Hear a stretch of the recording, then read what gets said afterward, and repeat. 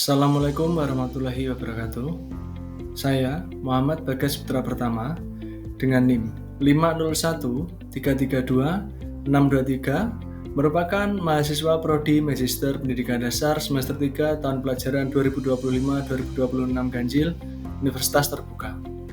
Hari ini saya akan mempresentasikan tugas tutorial 3 MPDR 5302 Studi Komparatif Pendidikan Dasar di berbagai negara. Nah, di dalam tugas tutorial 3, kita akan ada 2 pertanyaan yang akan kita diskusikan atau kita bahas pada presentasi kali ini. Pertanyaan yang pertama, paparkan hal-hal penting yang Anda temukan dalam artikel tersebut. Setelah membaca dan mempelajari artikel berjudul A Scooping Review of Research on School-Based Outdoor Education in the Nordic Countries, berikut paparan hal-hal penting yang saya temukan dalam artikel. Yang pertama, banyaknya penelitian namun kurang tersorot di kancah internasional. Artikel ini menunjukkan bahwa sebenarnya terdapat cukup banyak penelitian tentang outdoor education di negara-negara Nordik, seperti Denmark, Norwegia, Swedia, dan juga Finlandia. Namun, sebagian besar justru tidak tercakup dalam tinjauan pustaka internasional. Salah satu penyebabnya adalah banyak publikasi menggunakan bahasa lokal, sehingga tidak muncul dalam basis data internasional. Yang kedua, dominasi penelitian kualitatif dan konteks sekolah dasar. Dari 52 studi yang memenuhi kriteria, sebagian besar menggunakan pendekatan kualitatif dan dilaksanakan di tingkat sekolah dasar. Banyak penelitian mengkaji pembelajaran luar ruangan yang menggabungkan beberapa mata pelajaran sekaligus, terutama IPA, matematika, dan bahasa. Yang ketiga, fokus penelitian yang menonjol. Dalam hal ini perspektif dari guru.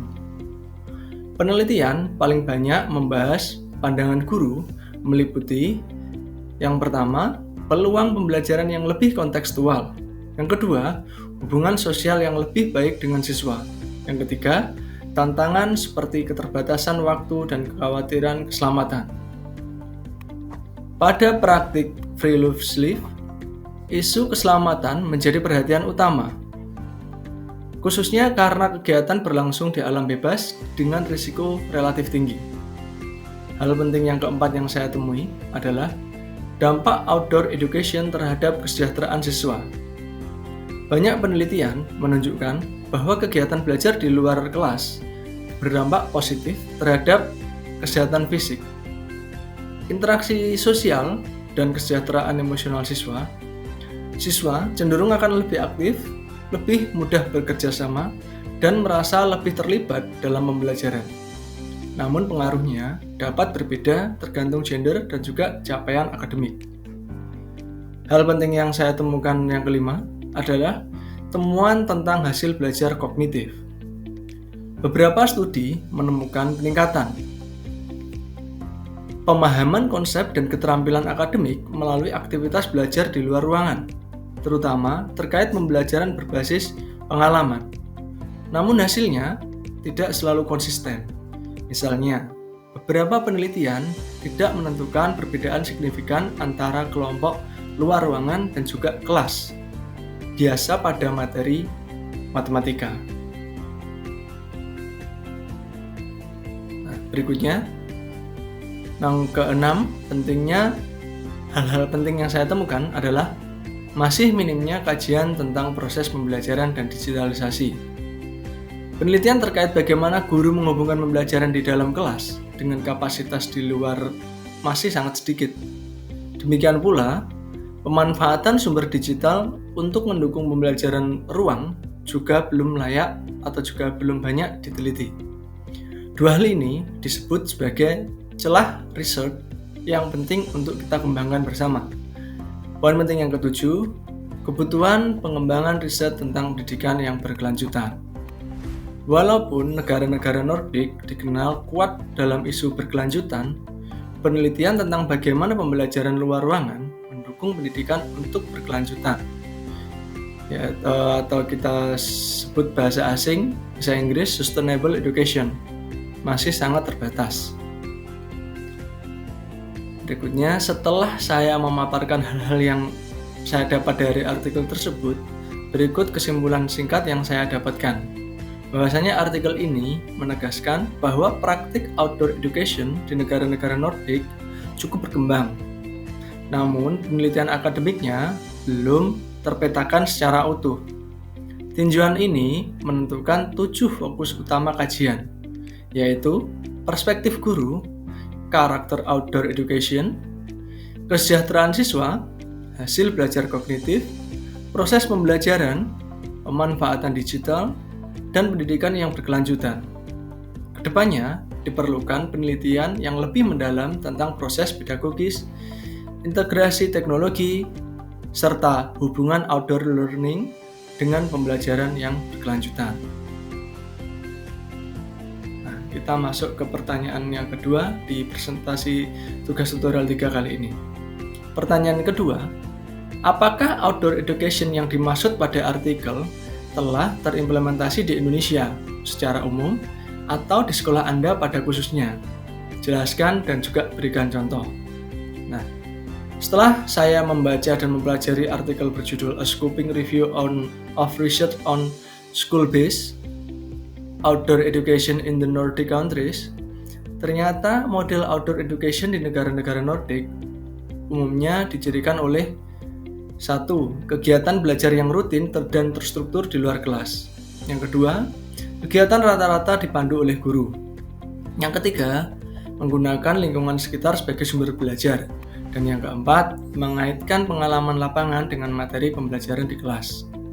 Nah, jika dibandingkan dengan kondisi di Indonesia, praktik outdoor education seperti yang dijelaskan pada artikel terlaksana secara menyeluruh.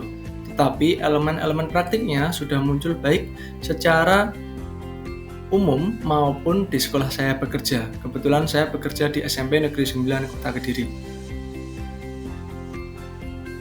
Berikut penjelasan secara lebih detail terkait dengan terimplementasinya di Indonesia secara umum atau di sekolah saya di tempat bekerja pada khususnya. Nah, implementasi outdoor education di Indonesia secara umum yang pertama.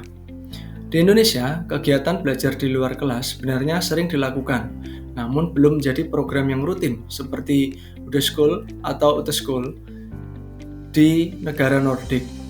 Implementasi yang paling mendekati biasanya berupa 1. Pembelajaran kontekstual di lingkungan sekolah atau kita sebut pengamatan sosial, kegiatan literasi lingkungan seperti praktik IPA sederhana.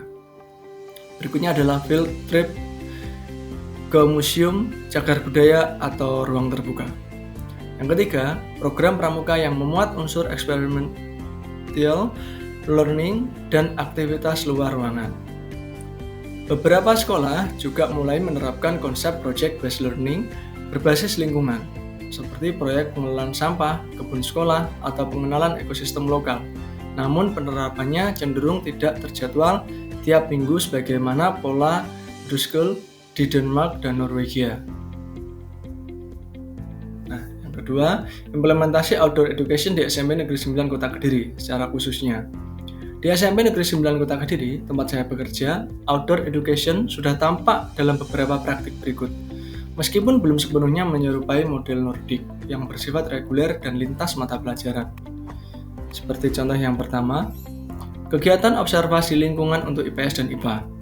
Guru IPS dan guru IPA sesekali mengajak siswa melakukan pengamatan lapangan di area sekitar sekolah, seperti identifikasi kondisi lingkungan sekitar sekolah, pemetaan penggunaan lahan, serta pengamatan ekosistem kecil di taman sekolah. Kegiatan ini sudah sesuai dengan prinsip outdoor education, yaitu memanfaatkan lokasi yang nyata untuk memahami konsep pelajaran. Yang kedua, proyek lingkungan atau P5 kurikulum merdeka. Tema seperti gaya hidup berkelanjutan atau kepedulian lingkungan mendorong siswa untuk membuat audit sampah sekolah, menanam tanaman di ruang terbuka sekolah, serta mengelola kompos sederhana. Proyek ini selaras dengan karakteristik outdoor education yang menekankan pengalaman langsung dan berkelanjutan. Yang ketiga, pramuka dan kegiatan luar ruangan lainnya. Di SMP Negeri 9 Kota Kediri, secara rutin melaksanakan kegiatan pramuka dengan aktivitas eksplorasi, observasi, dan praktik keterampilan ruangan. Walaupun tidak selalu terkait langsung dengan mata pelajaran, kegiatan ini juga dapat memperkuat aspek pengalaman, kolaborasi, dan kedekatan dengan alam yang juga menjadi bagian dari outdoor education. Yang keempat, kegiatan studi lapangan atau field trip. Beberapa mata pelajaran sesekali mengadakan studi lapangan, misalnya ke museum, sentra industri lokal, atau objek wisata edukatif. Hal ini sudah terjadi pada SMP Negeri 9 yang berkunjung ke Makam Bung Karno, Museum Bung Karno, serta objek wisata edukatif seperti Kampung Tahu yang ada di Tinalan, serta industri lokal Alda Batik Tenun Bandar. Kegiatan ini bukan outdoor education rutin, tetapi termasuk bentuk pembelajaran luar kelas. Nah, sampailah kita di slide yang terakhir. Kesimpulan setelah menjelaskan implementasi di Indonesia secara umum atau di sekolah di tempat saya yang bekerja secara khususnya, maka ternyata bahwasannya outdoor education sebagaimana dijelaskan dalam artikel memang sudah mewarnai praktik pendidikan di Indonesia, tetapi belum berkembang sebagai model pembelajaran yang berjadwal tetap, terintegrasi lintas mata pelajaran, dan berlangsung sepanjang tahun seperti di negara-negara Nordik.